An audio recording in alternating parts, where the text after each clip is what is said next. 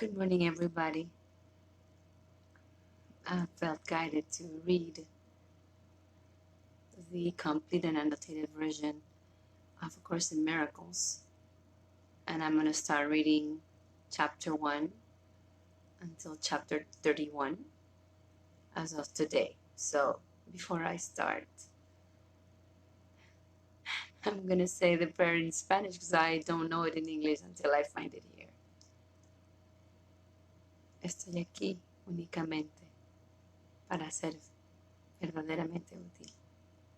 Estoy aquí para representar a aquel que me envió. No tengo que preocuparme sobre qué decir ni qué hacer, pues aquel que me envió me dirigirá. Me siento satisfecha de estar donde quiera que Él desee, porque sé que Él está, Él va allí conmigo. Sanaré a medida que le permita enseñarme a sanar.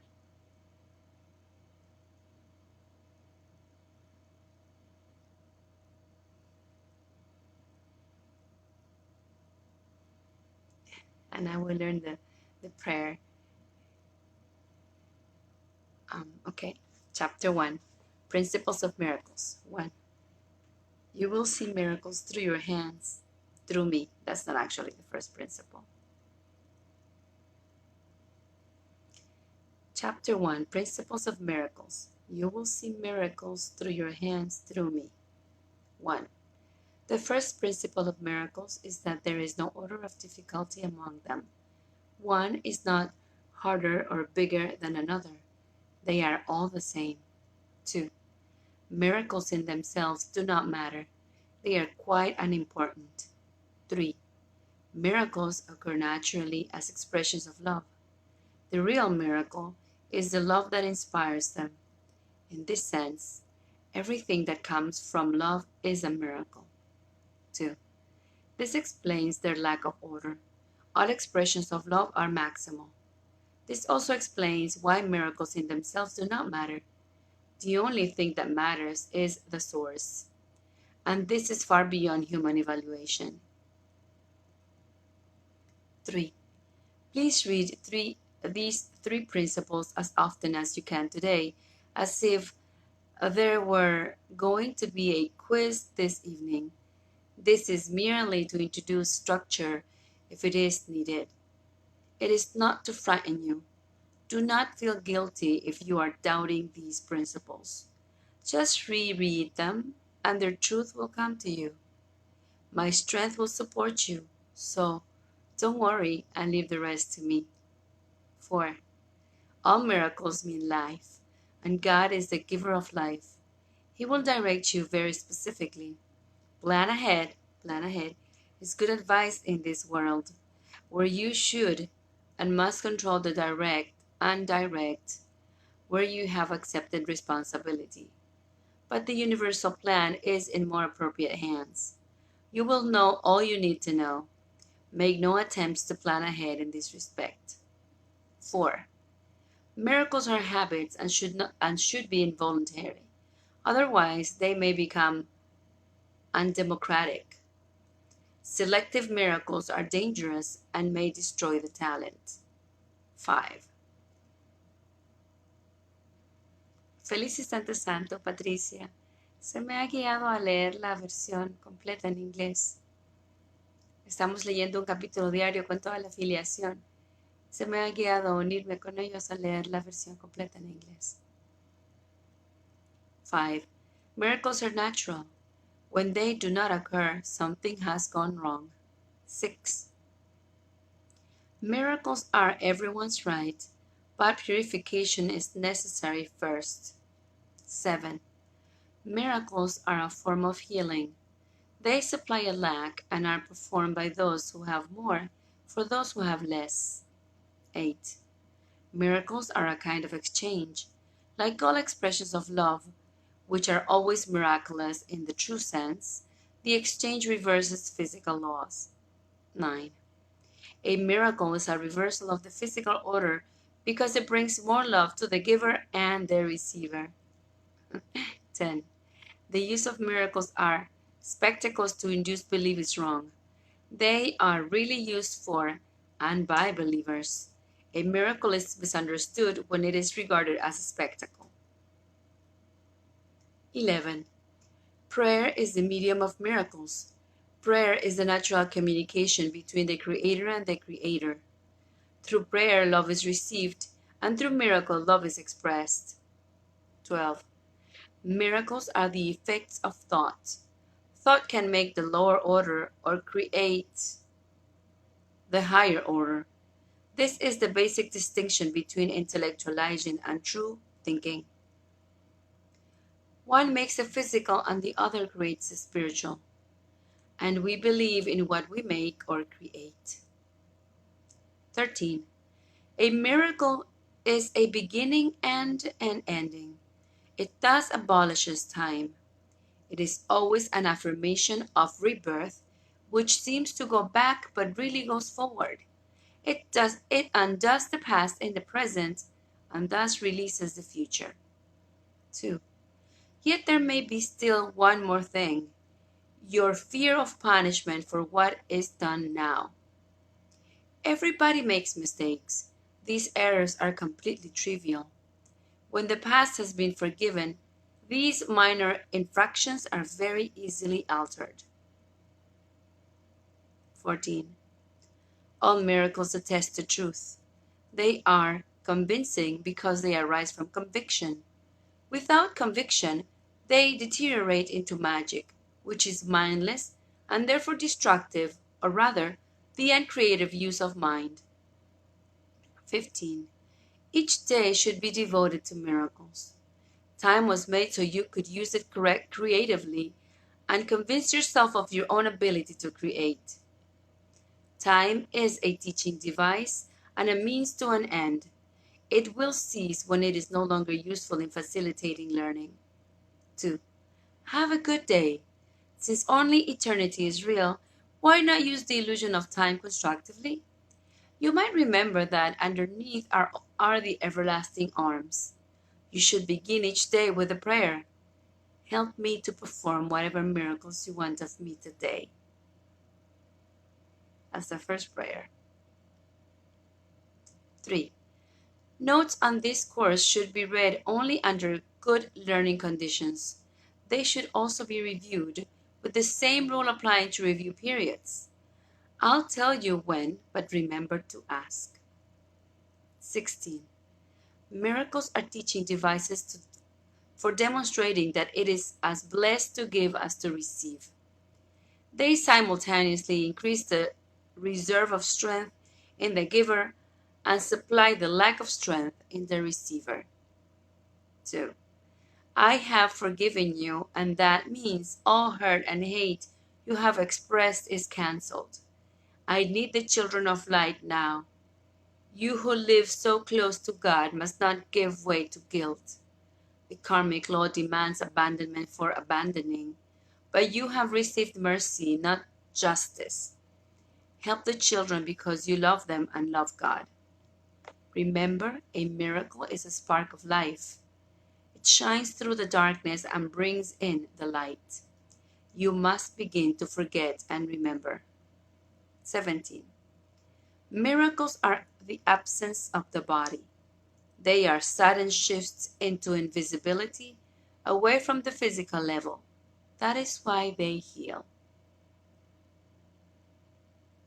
18. A miracle is a service. It is the maximal service one person can render another. It is thus a way of loving your neighbor as yourself.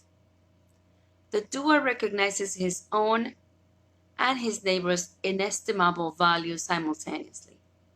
2. This is why you cannot keep anything you hold against another. If you do, your own value is no longer inestimable because you are estimating it as infinity minus that amount. 3. On sexuality. Homosexuality is lacking in love only to the extent it is based on the principle of exclusion. Everybody should love everybody. It is wrong to deny the beauty of some souls because of body structures of which you are afraid. This is essentially an unhealthy attempt to limit fear, but fear cannot be limited just as love cannot have limits. 4. Heterosexual attitudes can be similarly distorted, but do contain a more natural potential. Sex relations are intended for having children. You have misunderstood sex because you regard it as a way of establishing human contact for yourself. This has led to body image problems. Children are miracles in their own right. They already have their gift, the gift of life, and their parents provide them with the opportunity to express it. 5. Nothing physical, mental, or spiritual should be used selfishly. The pleasure from using anything should come from utilizing it for God's will. You should live so that God is free to arrange temporary human constellations as He sees fit. If you have not had children, do not interpret this in terms of guilt. Many children who are already here, need spiritual parents. The poor are always with us, and many who are born have not been reborn. 6. Human birth, maturation, and development is a microcosmic representation of a much larger process of creation and development of abilities. It is subject to error as long as the real purpose of free will is misunderstood and misdirected. The real function of parents is to be wiser than their children in this respect and to teach them accordingly. 19. Miracles make minds one in Christ. They are a corporate necessity. Industry depends on cooperation, and cooperation depends on miracles. 2. Corporate refers to the body of Christ, which is a way of referring to the church. But the church of God is merely the sum of the minds He created. This is the corporate body of Christ. 20. Miracles rest on the law and order of eternity, not the arch of time. 21. A miracle reawakens the awareness that the spirit and not the body is the altar of truth. This is the recognition that leads to the healing power of the miracle. 2. Your abilities will be very useful when they come under involuntary control rather than involuntary lack of control. Following the right involuntary guide will enable you to recognize both physical and spiritual dangers and will provide the means for avoiding each of them in the most efficient way. This is a case in which the end does justify the means. 3. It is only when means and ends are not of the same order of reality that there is fear. This fear arises out of the inescapable awareness which you were given by God for all time, that only the appropriate means can work for the different kinds of ends you must accomplish before you can achieve your one end. This awareness is a built-in check which was necessary if you were to use the temporary expedient of time usefully. While there is time, communion and bread are both necessary. Without either, you feel deprived, and you cannot escape this by confusing the two. All depression and all fear and embarrassment ultimately stem from this confusion. 22. Miracles are natural expressions of total forgiveness. Through miracles, you affirm your acceptance of God's forgiveness by extending it to others. 2. The second step is inherent in the first because light cannot tolerate darkness. Light, by definition, dispels darkness automatically. 3. Miracles are associated with fear only because of the fallacy that darkness can hide. People believe that what they cannot see that does not exist.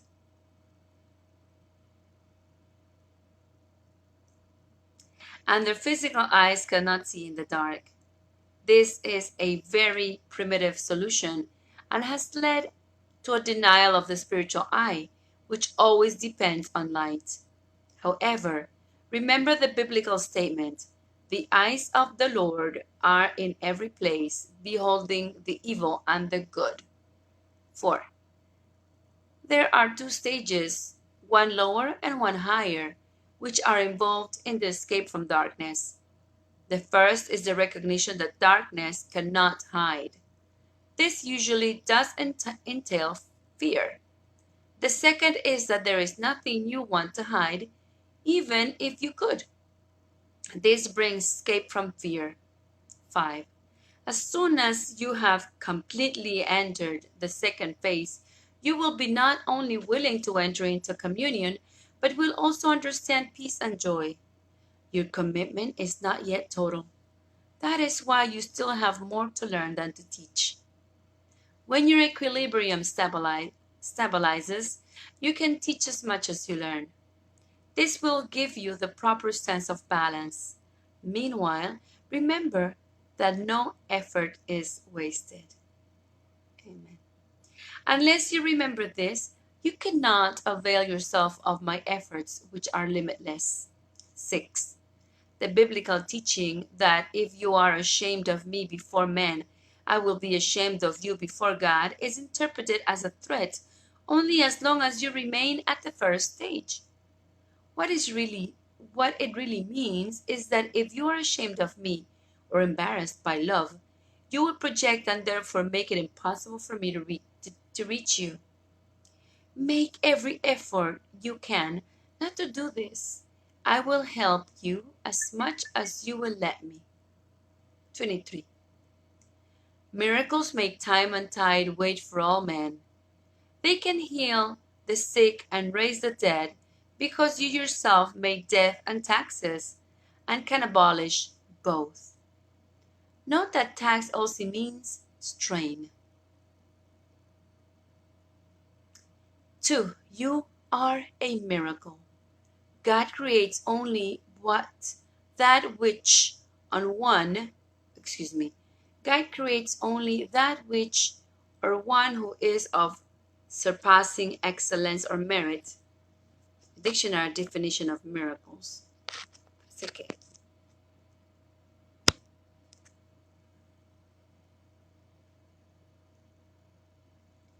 You are capable of this kind of creation too, being in the image and likeness of your own Creator. Anything else is only your own nightmare and does not exist. Only the creations of light are real. You are wholly lovely, a perfect shaft of pure light. Before your loveliness, the stars stand transfixed and bow to the power of your will. What do children know of their creation except what their Creator tells them?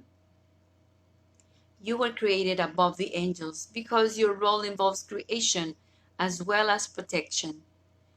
You who are in the image of your Father need bow only to Him before whom I kneel with you. 24. Miracles are part of the interlocking chain of forgiveness which, when completed, is the atonement. This process works all the time and in all dimensions of time. 2. I am in charge of the process of atonement, which I undertook to begin. My atonement was for the canceling out of all sins which you could not otherwise correct. This is what the biblical statement underneath all the everlasting arms means.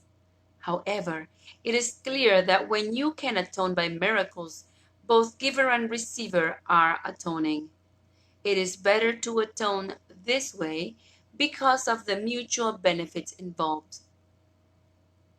Inasmuch as you do it unto the least of these, my brethren, really ends with you. It really ends with, you do it unto yourself and me. The reason why you come before me is because I do not need miracles for my own atonement, but I stand at the end in case you fail temporarily. 3. The word sin, quote unquote, should really be absence of love, quote unquote. Sin is a man made word with threat connotations he made up himself. No real threat is involved anywhere.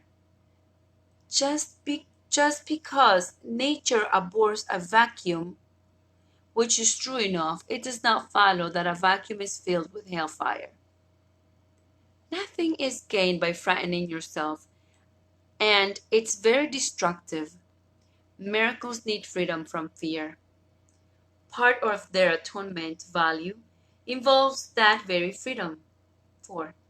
The word atone, quote unquote, really means undo, quote unquote. If you will look up atonement, quote unquote, you will find that an obsolete meaning is to set at one or reconcile, to agree, quote unquote. Obviously, before reconciliation or agreement is possible, what is out of accord must be undone.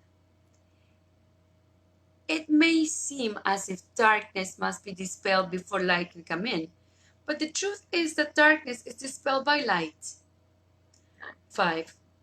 The next part of the course will place increasing emphasis on atonement, since changing learning patterns requires undoing the old ones.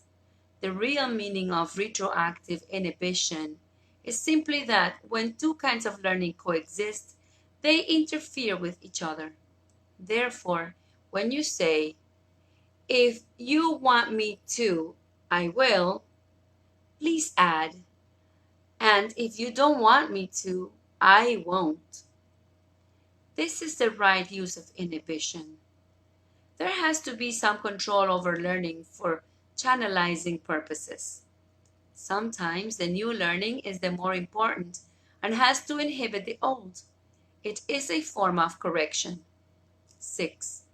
Everything that results in lack of love, which you used to call sin, is the result of inferior learning, which, if overlearned, becomes very stable. Miracles are a way of undoing overlearned patterns of love lack. They bring light into darkness. That is where their atonement value lies. 25. Miracles depend on timing. 2. This is why you shouldn't waste time. I told you before that time could cease when it was no longer useful as a learning aid. Time would cease. There is a way of speeding you up, and that is by leaving more and more time for me, so you can devote it to miracles. 3. The reason I direct everything that is unimportant is because it is no way to waste your free will. If you insist on doing the trivial your way, you waste too much time and will on it. Will cannot be free if it is tied up in trivia. It never gets out.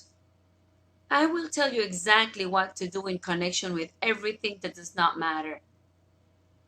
That is not an area where choice should be invested.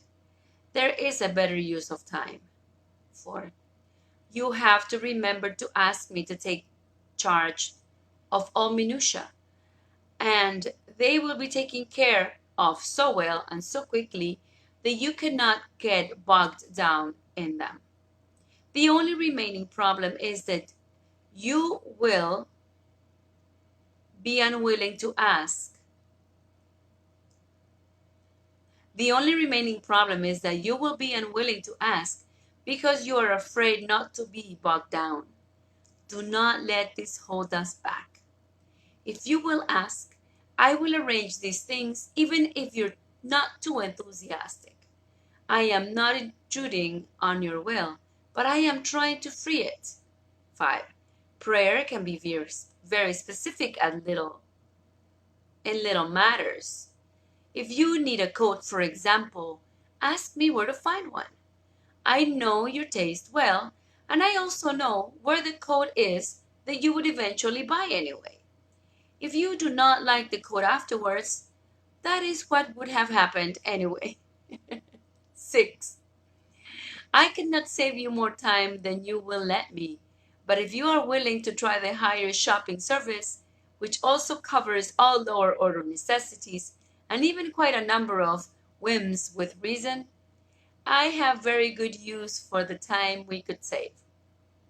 7. Remember, the specific answer you get depends on the specific question you ask. The fewer limits you impose, the better the answer you'll get. For example, you could ask, where can I find a particular brand of coat? Or, where is the coat I want? Or, where is the coat I should get? And so on. The form of the thought determines the level of the answer. 8. Do not be bogged down in distractions if they now arise. They are reflections of old learning patterns and arise because you do not like what I have said about leaving minutia to me. They merely illustrate your unwillingness to not get bogged down because you are afraid of the course. So don't use them that way. This course is about willingness, not unwillingness. Unwillingness has to be replaced by willingness because willingness is part of readiness, without which learning cannot occur. 26. A miracle rearranges the order of perception and places the levels in true perspective. This heals all the levels because all sickness comes from confusing the levels. 2. The reason for your difficulty with this is not that you doubt or distantiate or cannot believe. It is more of a reaction formation against a pull which you recognize is so intense that you're afraid of it. You think you'll be uprooted. 3. Lord, heal me is the only legitimate prayer.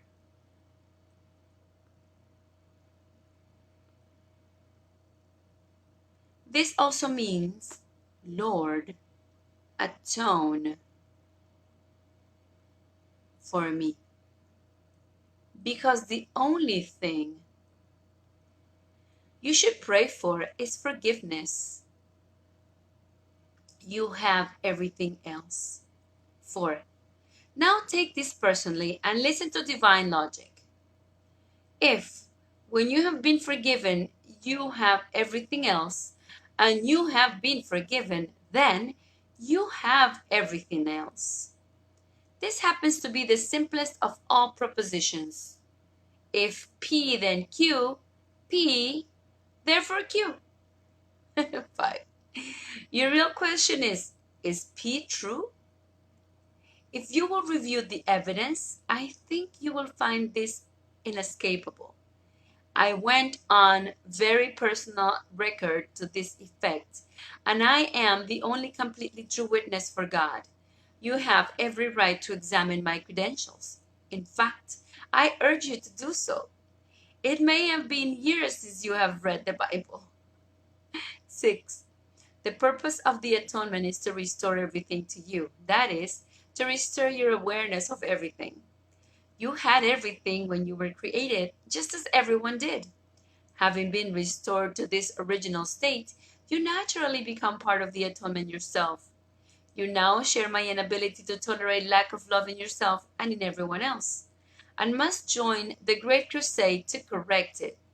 The slogan for this crusade is, listen, learn, and do. This means listen to my voice, learn to undo the error, and do something to correct it. The first two are not enough. The real members of my party are active workers. 7. The power to work miracles belongs to you. I will arrange the right opportunities for you to do them, but you must be ready and willing to do them, since you are already able to. Doing them will bring conviction in the ability. I repeat, you will see miracles through your hands, through me, through mine. You will see miracles through your hands, through mine. Conviction really comes through accomplishment. Remember that ability is the potential achievement, it is expression, and atonement is the purpose. Excuse me, I'm going to reread that. Remember that ability is the potential, achievement is the expression, and atonement is the purpose. The purpose is atonement. 27. A miracle is a universal blessing from God through me to all my brothers. It is the privilege of the forgiven to forgive. Souls cannot rest until everyone has found salvation. 2. The disciples were officially and specifically told to heal others as physicians of the Lord. They were also told to heal themselves, and they were promised that I would never leave them or forsake them. Atonement is the natural profession of the children of God because they have professed me. 3. The children need both strength and help. You cannot help until you are strong. The everlasting arms are your strength, and the wisdom of God is your help. 4. Heaven and earth shall pass away, quote unquote, means that they will not always exist as separate states. My word, which is the resurrection and the life, shall not pass away because life is eternal. 5. You are the work of God, and his work is wholly lovable and wholly loving.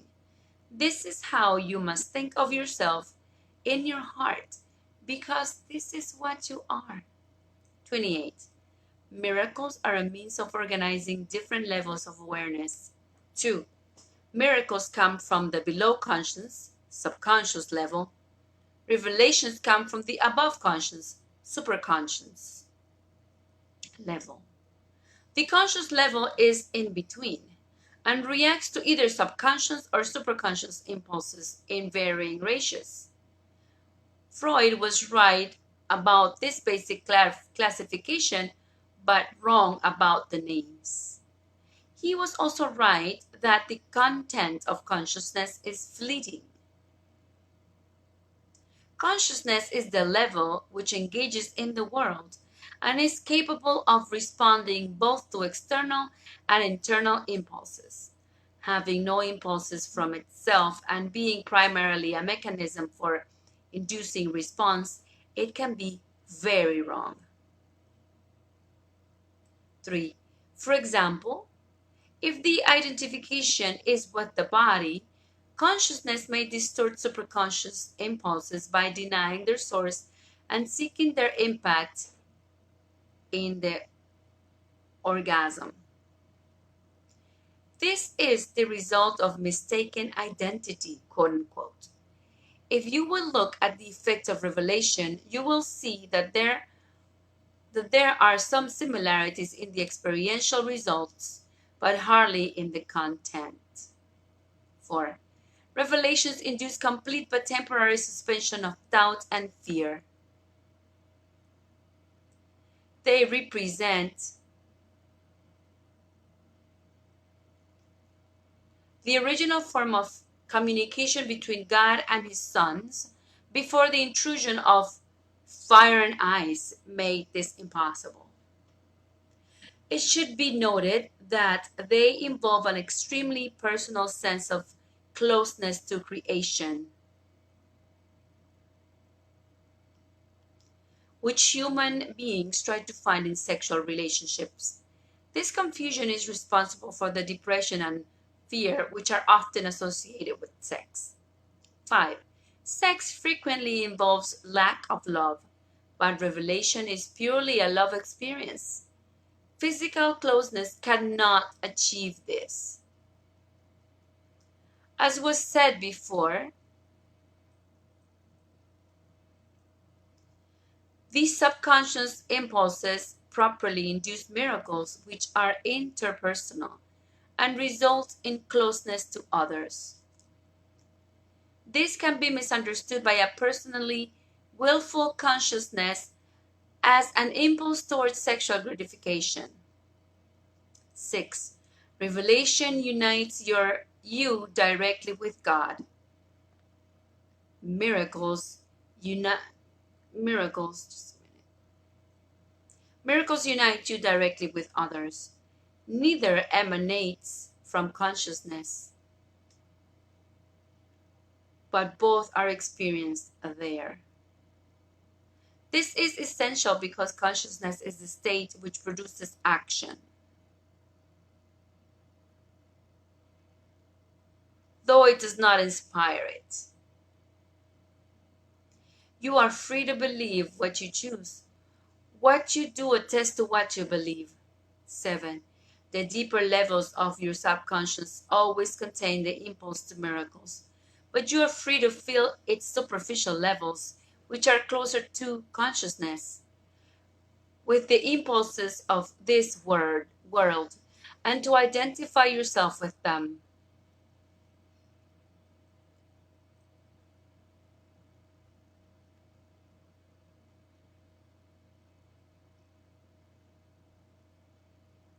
This results in denying yourself access to the miracle level underneath.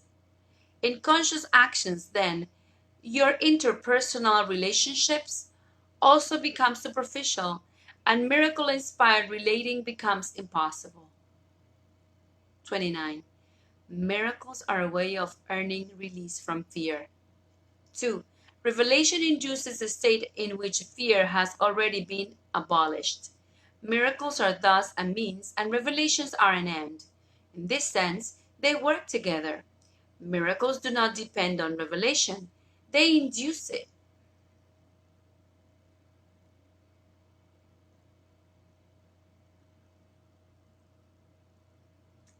You are quite capable of miracles already, even if you may be still too fearful for revelations.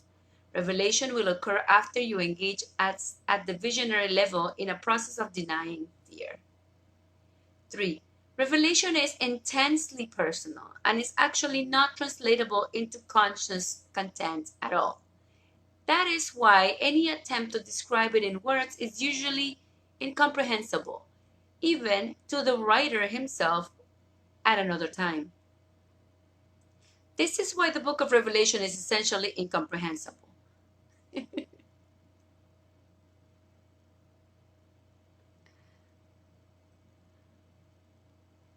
4. Revelation induces only experience. Miracles, on the other hand, induce interpersonal action. In the end, these are more useful because of their impersonal nature. In this phase of learning, working miracles is more valuable because freedom from fear cannot be thrust upon you. The experience cannot last. Miracles, therefore, are the essential course of action for everyone. 30. Miracles praise God through you. 2. They praise God by honoring His creations, affirming their perfection. They heal because they denied body identification and affirm spirit identification. By perceiving the spirit, they adjust the levels and see them in proper alignment. This places the spirit at the center where minds can communicate directly. 31. Miracles should inspire gratitude, not awe. Human beings should thank God for what they really are. The children of God are very holy. The miracle honors their holiness. 2. God's creations cannot lose their holiness, though it can be hidden. The miracle uncovers it and brings it into the light where it belongs. Holiness can never be really hidden in darkness, but a person can deceive himself on this point. This illusion makes him fearful, because in his heart he knows it is an illusion. As with all illusions, he exerts enormous efforts to establish its validity. The miracle sets validity where it belongs. Eternal validity belongs only to the Spirit. The miracle acknowledges only the truth. It thus dispels a person's illusions about himself and puts him into communication with himself and with God. 32. Christ inspires all miracles, which are essentially intercessions. They intercede for a person's holiness and make him holy. They place him beyond physical laws and raise him into the sphere of celestial order. In this order, he is perfect. 2. The spirit never loses its communion with God. Only the mind needs atonement. The miracle joins in the atonement of Christ by placing the mind in the service of the spirit. This establishes the proper function of mind and abolishes its errors. 33. Miracles honor a person because he is lovable. 2. They dispel his illusions about himself and perceive the light in him. They thus atone for his errors by freeing him from his nightmares about himself. They release him from a prison in which he has imprisoned himself. By freeing his mind from illusions, they restore him to his right mind and place him at the feet of Jesus. 3. The mind can be possessed by illusions, but the spirit is eternally free. If a mind expresses without love, it can make an empty shell. This can be possessed by evil thoughts. But atonement restores the mind to its proper place. Unless there is emptiness, there is no danger, and emptiness is a false creation. The mind that serves the spirit is invulnerable. 34. The miracle restores the mind to the fullest of spirit. By atoning for lack, it establishes perfect protection. The strength of the spirit leaves no room for intrusions. 2. The forgiven are filled with the Spirit, and their spirit forgives in return. It is the duty of the released to release their brothers. The forgiven are the means of atonement. Those released by Christ must join him in releasing their brothers, for this is the plan of atonement.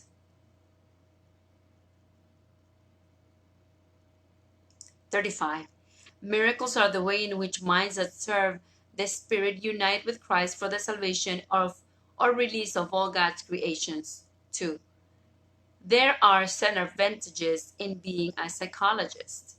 A major one is the understanding of projection and the extent of its results. Possession is very closely related to projection. Lucifer could literally be translated light bearer. He literally projected himself from heaven. 3. Projection still has this hurling connotation because it involves hurling something you do not want and regard as dangerous and frightening to someone else. This is the opposite of the golden rule, as having placed this rule upside down, the reverse of miracles or projection follows automatically. The correction lies in accepting what is true in yourself by bringing all that you are into the light. 4. One of the major problems with miracle workers is that they are so sure that what they are doing is right because they know it stems from love, and that they frequently do not pause to let me establish my limits. While what they do comes from me, they often cannot be induced to ask me each time whether I want them to perform this particular miracle. If they did, they would not perform any miracles that could not get through constructively and would thus save themselves unnecessary strain. Instead, some burn themselves out with indiscriminate miracles, and to this extent do not fulfill their own full purpose. 5. The answer is to never perform a miracle without asking me if you should.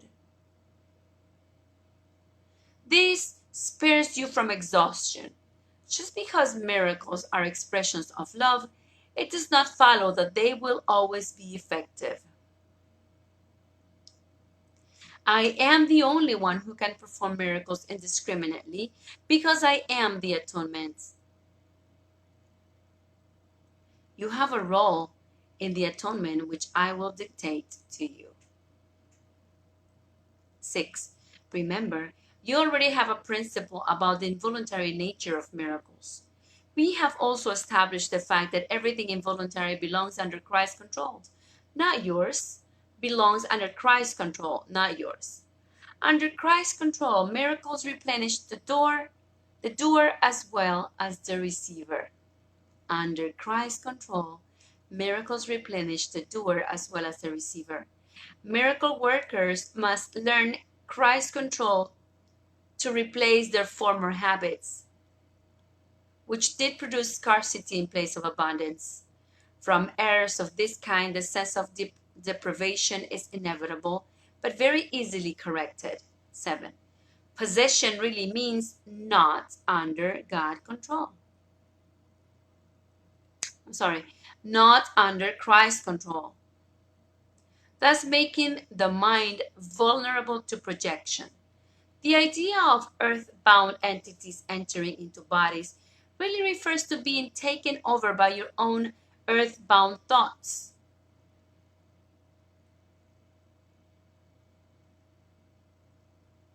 This is demon possession. After all, Lucifer fell, but he was still an angel.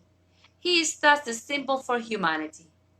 Atonement is the knowledge that the belief that angels can fall is false.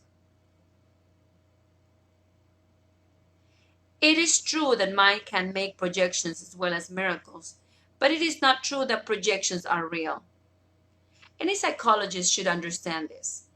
This is what is meant by the truth shall set you free.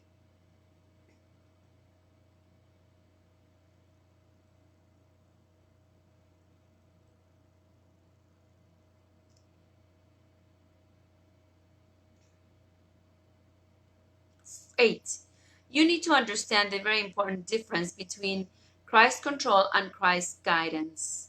Christ's control miracles are part of the atonement, but Christ's guidance is personal and leads to personal salvation.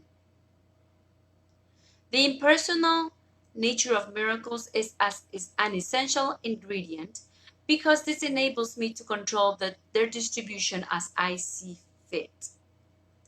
Christ's guidance, on the other hand, leads to the highly personal experience of revelation. This is why it involves personal choice. A guide does not control by definition, but he does direct, leaving the following up to you. Lead us not into temptation means guide us out of our own errors. Note that the word is lead, not order. Lead, not order. Take up thy cross and follow me should be interpreted to mean recognize your errors and choose to abandon them by following my guidance. 9. When you are afraid of possession, you need only remember that error cannot really threaten truth, which always can withstand its assaults. Which always can withstand its assaults. Only the error is really vulnerable. The princes of this world the princes of this world, quote unquote, are princes only because they are really angels. But they are free to establish their kingdom where they see fit. If you will remember that all princes inherit their power from their father, the right choices becomes inevitable. Spirit is in the state of grace forever. Your reality is only spirit. Therefore, you are in the state of grace forever. 10. Atonement undoes all errors in this respect, and thus uproots the real source of fear. If you will check back at the reference to uprooting, you will understand it better in this context. That's a note that Jesus told Helen. Whenever God's reassurances are experienced as threat, it is always because you are defending your misplaced and misdirected love and loyalty.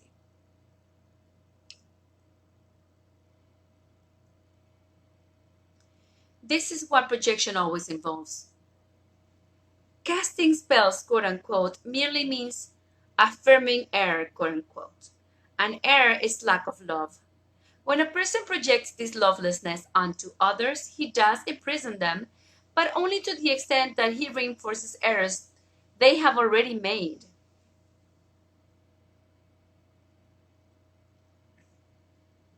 These distortions make them vulnerable to the curse of others, since they have already cursed themselves. The miracle worker can only bless them, and this undoes the curse and frees the soul from prison. 36. Miracles are examples of right thinking. 2. Through miracles, reality contacts at all levels become strong and accurate, thus permitting correct delineation of intrapersonal and interpersonal boundaries. As a result, the door sees the truth as God created it. The doer sees the truth as God created it. This is what is meant by the principle on perspective adjustment. 37. A miracle is a correction factor introduced into false thinking by me. A miracle is a correction factor introduced into false thinking by me, says our Lord Jesus. It acts as a catalyst, shaking up erroneous perception and snapping it into place. 2. This correction factor places you under the atonement principle, where your perception is healed. Until this has occurred, perception of the divine order is impossible. True death perception becomes possible only at the highest order of perceptual integration. 38. The spiritual eye is the mechanism of miracles because what the spiritual eye perceives is true. 2. The spiritual eye perceives both the creations of God and the product of human beings. Among the latter, it can also separate the true from the false by its ability to perceive totally rather than selectively. It thus becomes the proper instrument for reality testing, which always involves the necessary distinction between the true and the false. 39. The miracle dissolves error because the spiritual eye identifies error as false or unreal. This is the same as saying that by seeing light, darkness automatically disappears. 2. Darkness is lack of light. It does not have unique properties of its own. It is an example of the scarcity fallacy, from which only error can proceed. Truth is always abundant. Scarcity leads to overeating and other false drives. Abundance eliminates these. Those who perceive and acknowledge that they have everything have no need for driven behavior of any kind. 40. Miracles are a blessing from parents to children. This is just another way of phrasing the earlier principle about by those who have more for those who have less. 2. Children do not belong to parents, but they do need to share the parents' greater abundance. If they are deprived, their perception becomes distorted. When this occurs, the whole family of God or the sonship is impaired in its relationships. Ultimately, every member of the family of God must return. The miracle calls to him to return because it blesses and honors him even though he may be absent in spirit. 41. The miracle acknowledges all men as your brothers and mine. It is a way of perceiving the universal mark of God in them.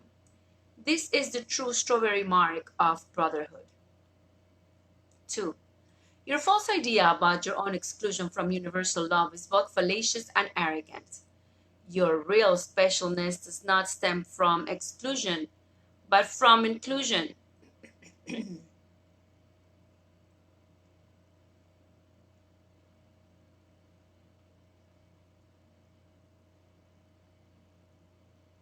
All my brothers are special. You should stop interpreting this as all except me. This is ridiculous. The implied lack of love that this version contains is way off the mark and misses the level of right thinking entirely.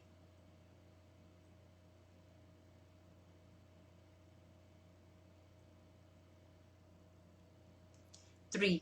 You must heal your perception in this respect. You must work a miracle on behalf of yourself here. See the principle about miracles as perception correctors. Before you can extend miracles as creative energizers, which they are. 50 million Frenchmen can be wrong because the notion is too fragmented. What can't be wrong is the universal sonship of which you are a part.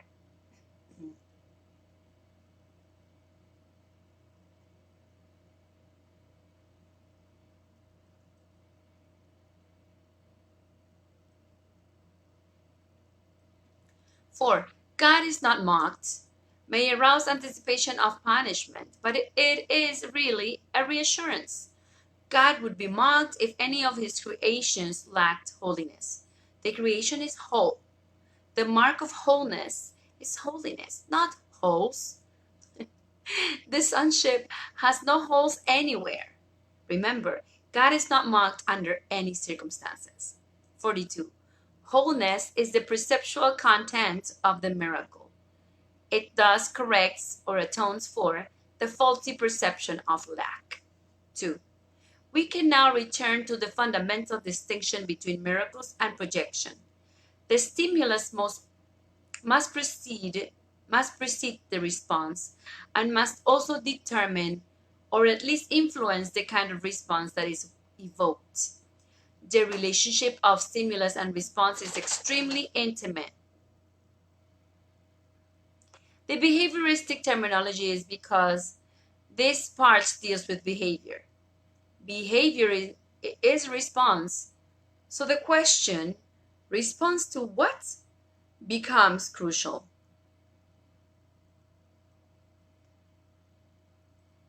Stimuli of all kinds are identified through perception. You perceive the stimulus and behave accordingly. It follows then that as you perceive, so you will behave. As you perceive, so you will behave. 3. Consider the golden rule again. You are asked to behave towards others as you would have them behave towards you. This means that your perception of both must be accurate, since the golden rule is the order for appropriate behavior. You can't behave appropriately unless you perceive accurately, because appropriate behavior depends on lack of level confusion. The presence of level confusion always results in variable reality testing, and hence invariability in behavioral appropriateness. 4. All forms of debasing your self-image are fundamental perceptual distortions. They inevitably produce either self-contempt or projection onto others, and usually both. Since you and your neighbor are equal members of the same family, as you perceive both, so will you behave toward both. The way to perceive for golden rule behavior is to look out from the perception of your own holiness and perceive the holiness of other. The way to perceive for golden rule behavior is to look out from the perception of your own holiness and perceive the holiness of others. 5. Note the very old Jewish practice of changing the name of a person who is very ill, so that when the list is given to the angel of death, the person with the name will not be found. This was actually a distortion of a revelation about how to alter or avert death. The revelation's proper content was that those who change their mind, quote unquote, not name, about destruction or hate, do not need to die.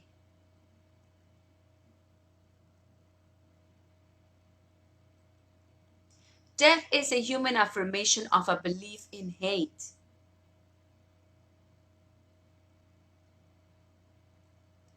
Death is a human affirmation of a belief in hate. That is why the Bible says there is no death. And that is why I demonstrated that death does not exist. Remember that I came to fulfill the law by reinterpreting it. The law itself is, if properly understood, only offers only protection. It is those who have not yet changed their minds, quote unquote, who have entered the hellfire, quote unquote, concept into it. 6. Remember I said before that just because nature abhors a vacuum, quote unquote, it does not follow that the vacuum is filled with hellfire. The emptiness engendered by fear should be replaced by love, because love is love and its absence are this in the same dimension, and true correction cannot be undertaken except within a dimension.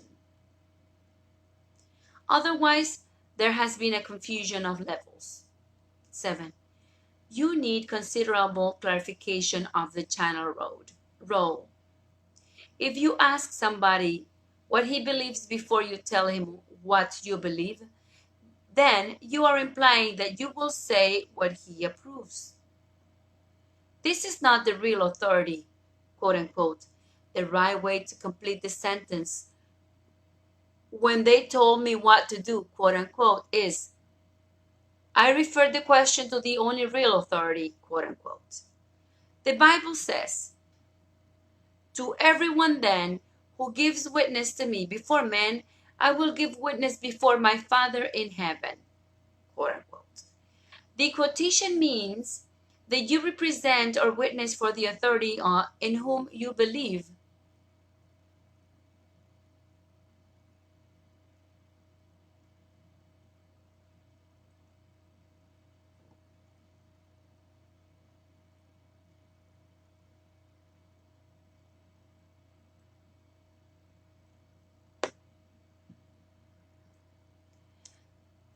Paciencia infinita, pareció que hubo una interrupción del internet, gracias. The quotation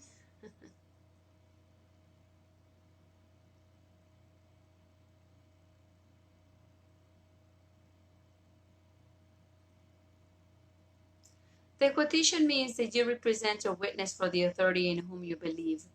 Your witnessing demonstrates your belief and thus strengthens it.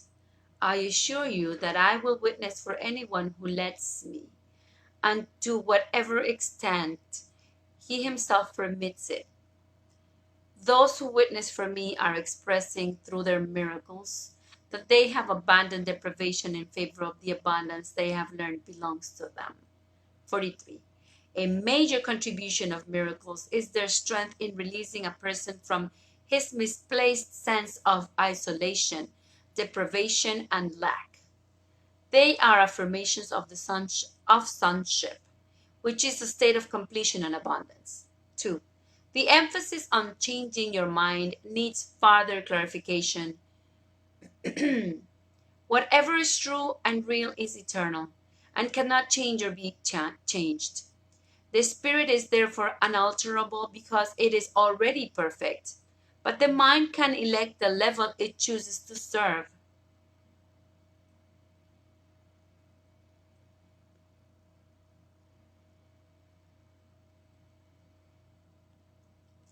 The only limit which is put on its choice is that it cannot serve two masters.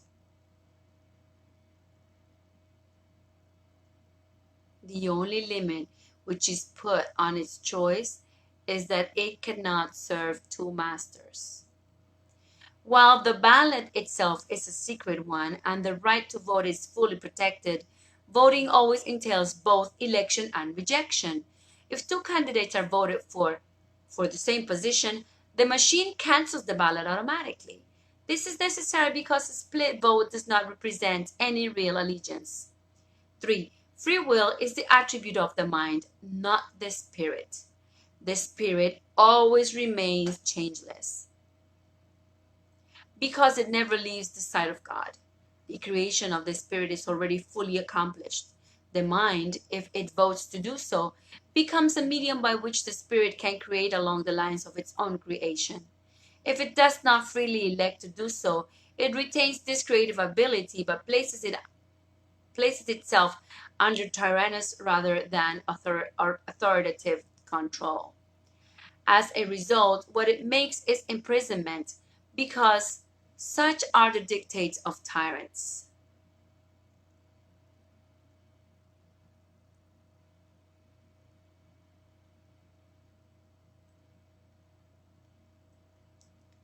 4. To change your mind means to place it at the disposal of true authority.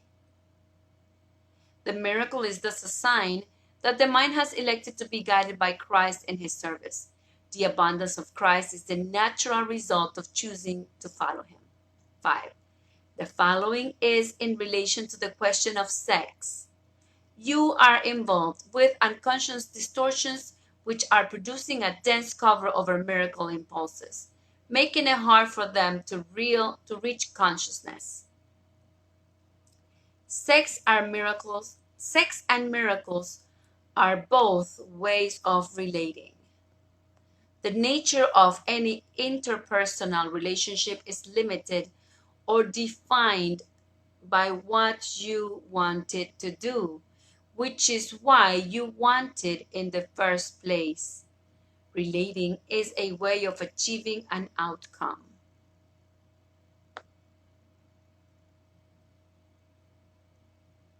6. Indiscriminate sexual impulses result in body image misperceptions. This is an expression of an indiscriminate attempt to reach communion through the body. This involves not only improper self-identification but also disrespect for the individuality of others. Self-control is not the whole answer to this problem, though I am by no means discouraging its use. It must be understood, however, that the underlying mechanism must be uprooted, a word you should understand well enough by now not to regard it as frightening. All shadow roots have to be uprooted because they are not deep enough to sustain you. The illusion that shallow roots can be deepened and thus made to hold is one of the corollaries on which the reversal of the golden rule referred to twice before is balanced. A corollary is something that naturally follows or results from another thing. A corollary, result, product. Increased property is more crime. Increased poverty is more crime. Ok. Voy a leer nuevamente. The illusion that shallow roots can be deepened and thus made to hold is one of the corollaries on which the reversal of the golden rule referred to twice before is balanced. As these false underpinnings are uprooted or given up, equilibrium is experienced as unstable. But the fact is that nothing is less stable than an orientation which is upside down. Anything that holds it that way is hardly conducive to greater stability. The whole danger of defenses lies in their propensity to hold misperceptions rigidly in place. This is why rigidity is regarded as stability by those who are off the mark. A rigid orientation can be extremely reliable, even if it is upside down. In fact, the more consistently upside down it is, the more reliable it is. 8. One of the more horrible examples of inverted or upside down thinking, and history is full of horrible examples of this, was the Nazis' final solution. I shed many tears over this, but it is by no means the only time I said, Father, forgive them, for they know not what they do, quote unquote. 9. All actions which stem from reversed thinking are literally the behavioral expressions of those who know not what they do. Actually, Jean Dixon was right in her emphasis of feet on the ground and fingertips in heaven. Although she was too literal for some, Many people knew exactly what she meant, so her statement was the right miracle for them. I submit that if a mind is in valid relationship with God, it can't be upside down. 10. Many have lost sight of the end and are concentrated on the means. Remember her remember the story about the artist who kept devoting himself to inventing better and better ways of sharpening pencils. He never created anything, but he had the sharpest pencil in town. The sexual language here is intentional. Sex is often utilized on behalf of very similar errors. Hostility, triumph, vengeance, self-debasement, and all sorts of expression of the lack of love are often very clearly seen in the accompanying fantasies. But it is a profound error to imagine that because these fantasies are so frequent or occur so reliably, this implies validity. You can be wholly reliable and entirely wrong. 11. Intellect may be a displacement upward, but sex can be a displacement outward.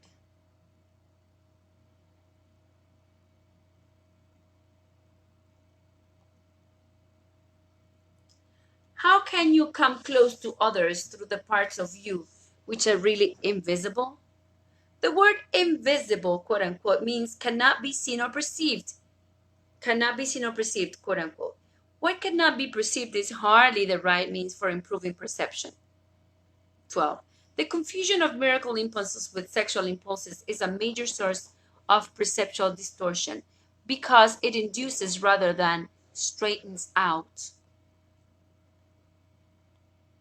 the basic level confusion which underlies all those who seek happiness with the instrument of the world. A desert is a desert is a desert. You can do anything you want in it, but you cannot change it from what it is. It still lacks water, which is why it is a desert. The thing to do with a desert is to leave 44. Miracles arise from a miraculous state of mind. It's miracle principle number 44. The state of mind goes out to anyone, even without the awareness of the miracle worker himself. 2. The impersonal nature of miracles is because the atonement itself is one. By being one, it unites all creations with their creator. Principle number 45. The miracle is an expression of an inner awareness of Christ and acceptance of his atonement. 2. The mind in them is a state of grace and naturally becomes gracious, both to the host within and the stranger without. By bringing in the stranger, he becomes your brother.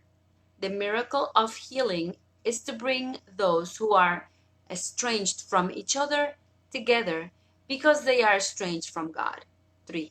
The miracles you are told not to perform have not lost their value. They are still expressions of your own state of grace. But the action aspect of the miracle should be Christ controlled because of his complete awareness of the whole plan. The impersonal nature of miracle mindedness ensures your own grace, but only Christ is in a position to know where grace can be bestowed. Principle number 46. A miracle is never lost. It touches many people you may not even know, and sometimes produces undreamed of changes in forces of which you are not even aware. 2. This is not your concern. The miracle will also always bless you. This is not your concern either. But it is the concern of the record, which always measures what it was supposed to measure. 3. I want to finish the instructions about sex because this is an area which the miracle worker must understand. Inappropriate sex drives or misdirected miracle impulses result in guilt if expressed and depression if denied.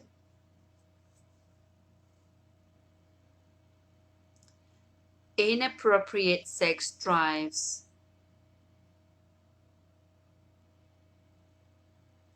result in guilt if expressed and depressions if denied. We said before that all real pleasure comes from doing God's will. Whenever it is not done, an experience of lack results. This is because not doing the will of God is a lack of self. 4. Sex was intended as an instrument for physical creation, see previous notes, to enable souls to embark on new chapters in their experience and thus improve their records. The pencil was not an end in itself. It was an aid to the artist in his own creative endeavors. As he made new homes for souls and guided them through the period of their own developmental readiness, he learned the role of the Father himself. The whole process was set up as a learning experience in gaining grace. 5. The pleasure which is derived from sex as such is reliable only because it stems from an error which people shared.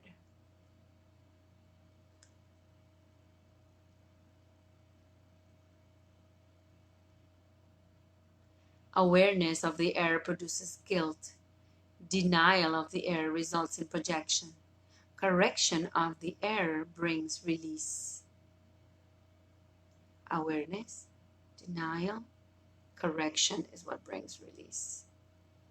Feliz Instante Santo, Santa Lisbeth. Estoy leyendo el curso de milagros, la versión completa y anotada del Círculo de la Expiación. Estoy leyendo el primer capítulo, estoy por el principio de los milagros, creo, número 45. 6. The only valid use of sex is procreation. It is not truly pleasurable in itself.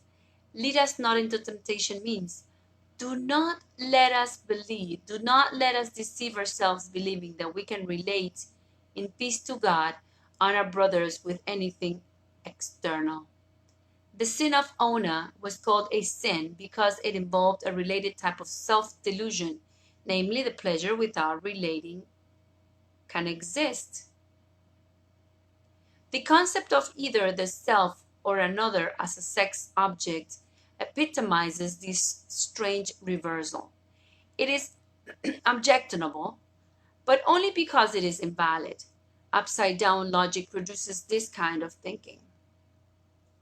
Child of God, you were created to create the good, the beautiful, and the holy. Do not lose sight of this. Invite me to enter anywhere temptation arises. I will change the situation from one of inappropriate sexual attractions to one of impersonal miracle working. This is the real meaning of changing the channel for libidinal expression.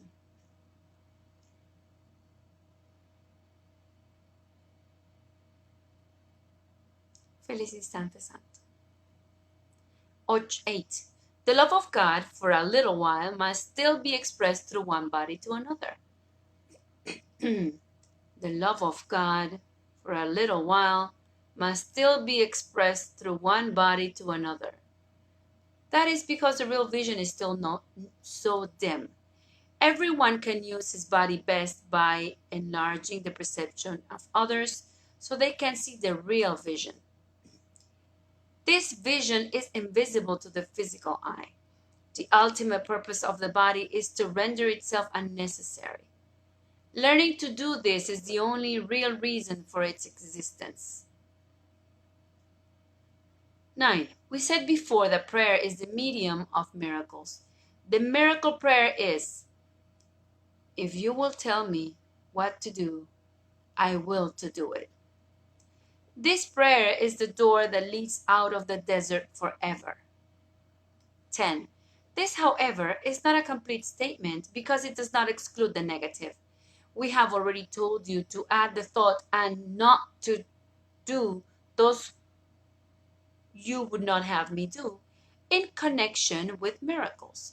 The distinction has also been made here between miracle-mindedness as a state of miracle doing as its expression. The former needs your careful protection because it is a state of miracle readiness. This is what the Bible means in the references to hold yourself ready, quote unquote, and other similar injunctions. 11. Readiness here means keeping your perception right side up, so you will always be ready, willing, and able. These are the essentials for listen, learn, and do. You must be ready to listen, willing to learn, and able to do. Only the last is involuntary, because it is the application of miracles which must be Christ controlled. But the other two, which are the voluntary aspects of miracle mindedness, are up to you. 12. To channelize does have a narrowing down connotation, though not in the sense of lack. The underlying state of mind or grace is a total commitment.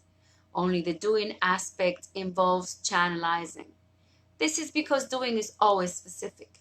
A channel must learn to do only what it is supposed to do. The prayer should therefore read,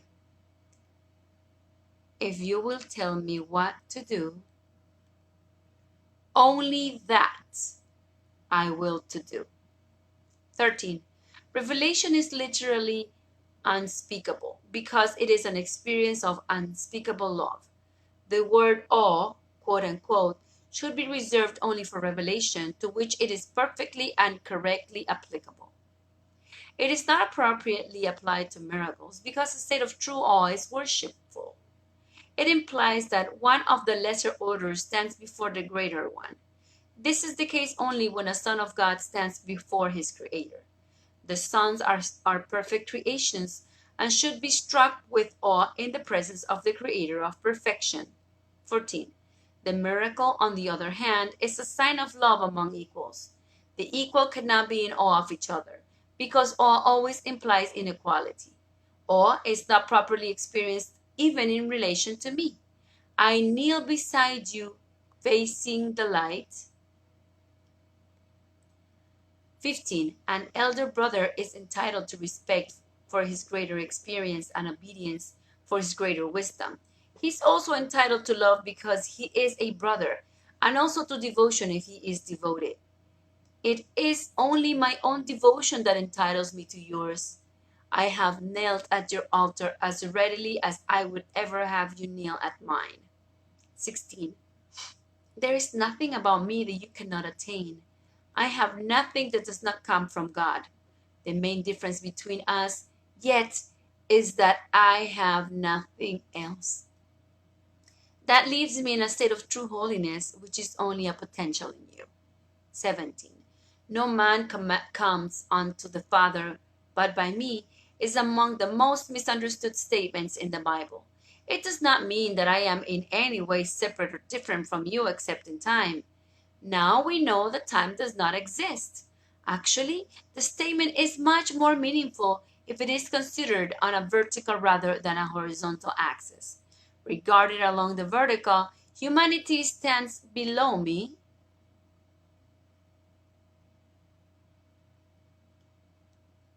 and I stand below God. In the process of rising up, I am higher. This is because without me, the distance between God and humanity is too great for you to encompass. I bridge the distance as an elder brother on the one hand and as the Son of God on the other. My devotion to my brothers has placed me in charge of the sonship, which I can render completely only to the extent I can share it. Which I can render complete only to the extent I can share it. 18. This appears to contradict another statement. I and the Father are one. It doesn't. There are still separate parts in the statement in recognition of the fact that the Father is greater. Actually, the original statement was, are of one kind. The Father and the Son are not identical, but you can say, like Father, like Son. 19. The Holy Spirit is the bringer of revelations. Revelations are indirectly inspired by me because I am close to the Holy Spirit and I learn to revelation readiness in my brothers. I can thus bring down to them more than they can draw down to themselves. Jean Dixon's description is perhaps a better statement of my position. Because my feet are on the ground and my hands are in heaven, I can bring down the glories of heaven to my brothers on earth. 29. The Holy Spirit is the highest communication medium. Miracles do not involve this type of communication because they are temporary communicative devices. When the sonship can return to its original form of communication with God by direct revelation, the need for miracles is over. The Holy Spirit mediates higher to lower order communication, keeping the direct channel from God to humanity open for revelation. Revelation is not reciprocal. It is always from God to you. This is because God and you are not equal. The miracle, on the other hand, is reciprocal because it always involves equality. Principle miracle number 47. The miracle is a learning device which lessens the need for time. 2. In the longitudinal or horizontal plane, the true equality of all the members of the sonship appears to involve almost endless time. But we know that time is only an artifact introduced as a learning aid. The sudden shift from horizontal to vertical perception, which the miracle entails, introduces an interval from which the doer and the receiver both emerge much farther along in time than they would otherwise have been. A miracle has thus the unique property of abolishing time by rendering the space of time it occupies unnecessary. There is no relation between the time a miracle takes and the time it covers. It substitutes for learning that might have taken thousands of years. It does this by the underlying recognition of perfect equality and holiness between doer and receiver on which the miracle rests. 3. The miracle is unstable, but perfectly consistent. That is, it does not occur predictably across time, and it rarely recurs in comparable forms, but within itself it is perfectly consistent. Since it contains nothing but an acknowledgement of equality and worth, all parts are equal. 4.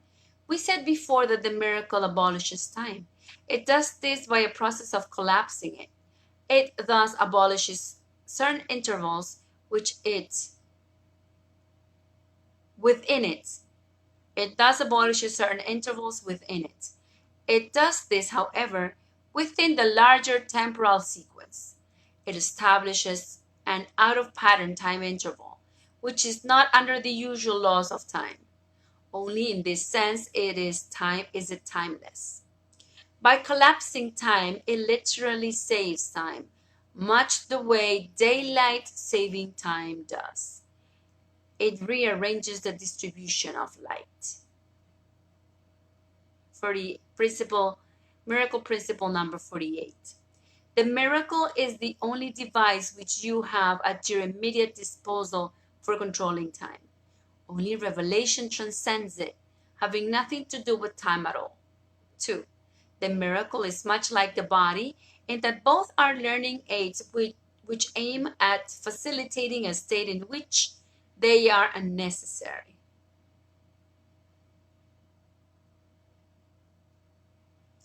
When you are finally in the original state of direct communication, neither the body nor the miracle serves any purpose.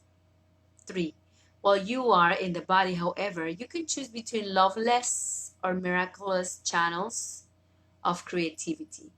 You can make an empty shell, see previous reference, but you do not make nothing at all. You can wait, delay, paralyze yourself, reduce your creativity almost to nothing, and even induce a real developmental arrest or regression, but you cannot abolish your creativity. You can destroy your medium of communication, but not your potential. You were not created by your own free will. Only what you make is yours to decide. 4. The basic decision of the miracle-minded is not to wait on time any longer than is necessary. Time can waste as well as can be wasted. The miracle worker therefore accepts the time control factor of the miracle gladly because he knows that every collapse of time brings everyone closer to the ultimate release from time, in which the Son and the Father are one or of one kind. The real meaning of one kind, quote unquote, is of one mind or will, quote unquote. When the will of the Sonship and the Father are one, their perfect accord, is in heaven. 5. Equality does not simply equality does not simply homogeneity now. Oh, sorry. Equality does not imply homogeneity now. Homogeneity. I'm sorry, I don't know exactly how to pronounce it. When let me just read a synonym. Equality will be similar or comparable in kind or nature. There is a remarkably homogeneity between the two companies. So homogeneity. Equality does not imply homogeneity now. When everyone has everything, individual contributions to the sonship will no longer be necessary. When the atonement has been completed, all talents will be shared by all of the sons of God. God is not partial. All of his children have his total love, and all of his gifts are given freely to everyone alike. Except you become as little children, quote unquote, means unless you fully recognize your complete dependence on God, you cannot know the real power of the Son in his true relationship with the Father. 6. You do have special talents which are needed for the celestial speed up at this time. But note that the term speed up, quote unquote, is not one which relates to the transcending of time. When time is abolished and all the sons of God have come home, no special agents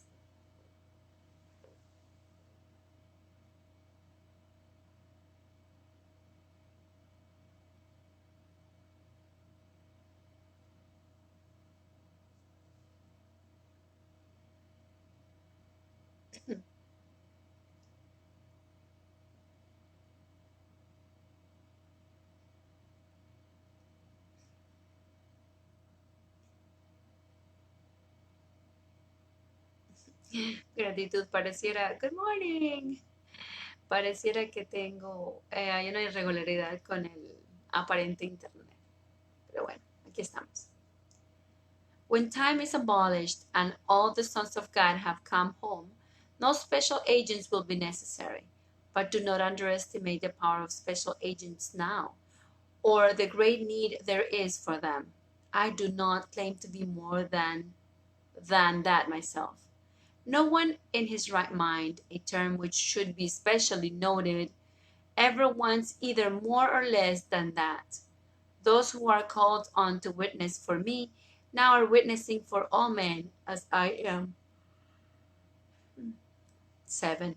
Fantasies are distorted from forms of thinking because they always involve twisting perception into unreality. Fantasy is a debased form of vision. Visions and revelations are closely related. Fantasies and projection are more closely associated because both attempts to control external reality according to false internal needs. Because both attempt to control external reality according to false internal needs. Live and let live happens to be a very meaningful injunction. Twist reality in any way, and you are perceiving destructively. Reality was lost through usurpation, which in turn produced tyranny. Now you must choose freely to devote your heritage to the greater restoration. As long as a single slave remains to walk on earth, your release is not complete. Complete restoration of the sonship is the only true goal of the miracle-minded. 8. Sexual fantasies are distortions of perception by definition. They are a means of making false associations and obtaining pleasure from them. You can do this only because you are creative. But although you can perceive false associations, you can never make them real except to yourself. As we said before, you believe in what you make or create. If you make a miracle, you will be equally strong in your belief in that. The strength of your conviction will then sustain the belief of the miracle receiver. 9. No fantasies, sexual or otherwise, are true. Fantasies become totally unnecessary as the wholly satisfying nature of reality becomes apparent. The sex impulse is a miracle impulse when it is in proper focus. One individual sees in another the right partner for propagating the species and also for their joint establishment of a creative home. This does not involve fantasy at all. If I am asked to participate in the decision will be a right one too. 10. The choice of sex partners often involves a lack of love, and this, whatever happens, must be atoned for. They are frequently selected precisely because they are not suited to gratify your fantasies. This is not because you want to abandon or give up the fantasies, but because you are afraid of them. You see in a partner a means of protecting against the fear, but you then continue to look around for chances to indulge the fantasies. The dream of the perfect partner, quote unquote, is an attempt to find external integration while retaining conflicting needs in the self. Some abandon the hope in a neurotic sense of despair of finding that perfect partner. Others insist the hope is justified. None is in his right mind. 11. The lack of love or faulty need orientation, which leads to a particular person, not object, choice can often be corrected with the existing framework. This situation is questionable, largely because of its inherent vulnerability to fantasy gratification. Doing the best you can within these limitations is often the best correction measure. Any relationship you have undertaken for whatever reason becomes a responsibility. 12. If you shift your own needs, some amount of corresponding shift in the need orientation of the other person must result.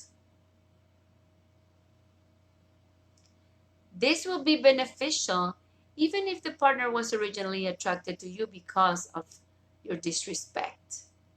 Teaching devices which are totally alien to a learner's perceptual system are usually merely disruptive. Transfer depends on some common elements in the new situation which are understandable in terms of the old. 13. How can sexual impulses be directly translated into miracle impulses? In a situation where you or another person or both experience inappropriate sexual impulses, 1. Know first that this is an expression of fear. Your love toward each other is not perfect, and this is why the fear arose. 2. Turn immediately to me by denying the power of the fear and ask me to help you replace it with love. This shifts the sexual impulse immediately to the miracle impulse and places it at my disposal. 3. Then acknowledge the true creative worth of both yourself and the other one. This places strength where it belongs. 14. Note that sexual fantasies are always destructive or depleting in that they perceive another in an inappropriate creative role. Both people are perceived essentially as objects, quote unquote, fulfilling their own pleasure drives. This dehumanized view is the source of the depleting use of sex. Freud's description is purely negative, that is, sex as a release from the unpleasant. He also observed that the tension from ID impulses never completely abates. What he should have said was that the shift from miracle impulses to sexual impulses was debilitating in the first place because of the level confusion involved. This set up a state in which real release was impossible. Note also that Freud's notion of sex was a device for inducing relaxation which he confused with peace. 16. Inappropriate sex relaxes only in the sense that it may induce physical sleep. The miracle, on the other hand, is an energizer. It always strengthens and never depletes. It does induce peace, and by establishing tranquility, not relaxation, it enables both the giver and receiver to enter into a state of grace. Here, their miracle mindedness, not released from tension, is restored. Tension is the result of a building up of unexpressed miracle impulses. This can be truly abated only by releasing the miracle drive, which has been blocked. Converting it to sexual libido merely produces further blocking. Never foster disillusion in yourself or encourage it in others. An object is incapable of release because it is a concept which is devoid of creative power. The recognition of the real creative power in yourself and others brings release because it brings peace. The peace of God, which passes understanding, can keep your hearts now and forever. 18. Remember that you who want peace can find it only by complete forgiveness. You never really wanted peace before, so there was no point in knowing how to get it.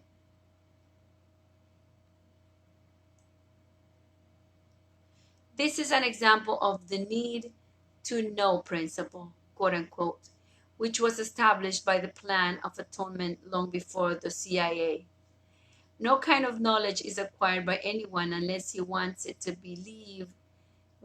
or believes in some way he needs it. 19. The following section will be the only one which deals with the concept of lack, quote unquote, because while the concept does not exist in what God creates, it is very apparent in what you make. It is, in fact, the essential difference.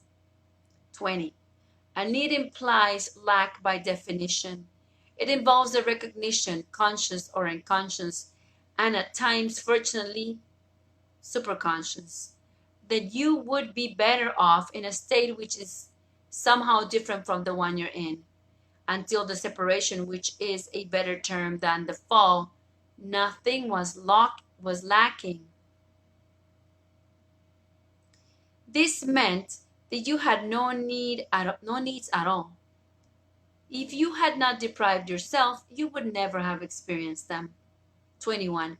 After the separation, needs became the most powerful source of motivation for human action. All behavior is essentially motivated by needs, but behavior itself is not a divine attribute. The body is the mechanism for behavior. Nobody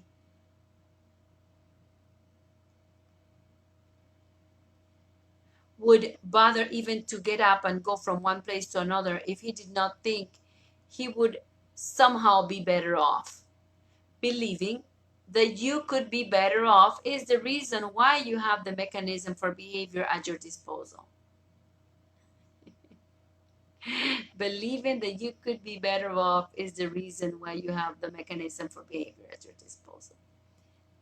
This is why the Bible says, by their deeds, ye shall know them. 22. You act according to the particular hierarchy of needs you establish for yourself. Your hierarchy, in turn, depends on your perception of what you are. That is, what you lack.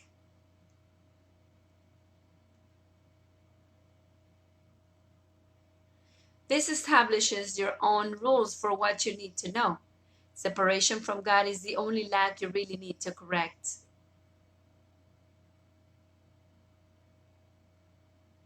But your separation would never have occurred if you had not distorted your perception of truth and thus perceived yourself as lacking.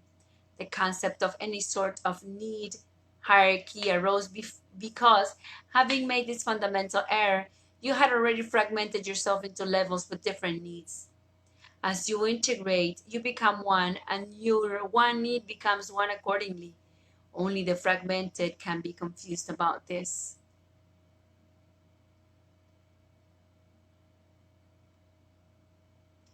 23. Internal integration within the self will not suffice to correct the lack fallacy, but it will correct the need fallacy. Unified need produces unified action because it produces lack of ambivalence. The concept of need hierarchy, a corollary to the original error, requires correction at its own level before the error of levels itself can be corrected. You cannot operate or behave effectively while you operate at split levels. But as long as you do so, you must introduce correction from the bottom up. Correction from the bottom up. 24.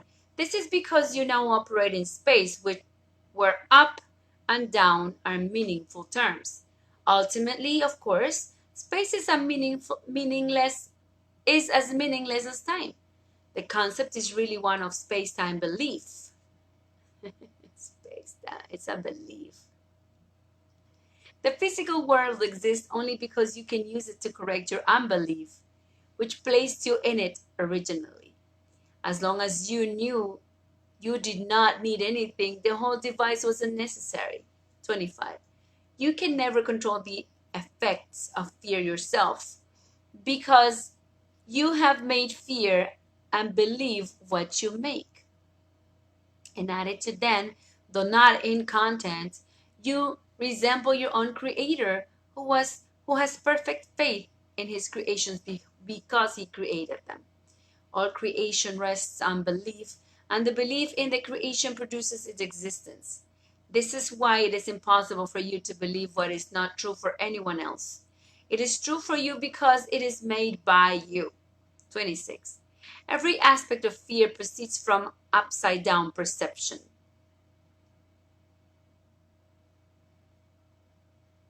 The truly creative devote their efforts to correcting this. The neurotic devotes his to compromise. The psychotic tries to escape by establishing the truth of his own error. It is most difficult to free him by ordinary means only because he is more stable in his denial of truth.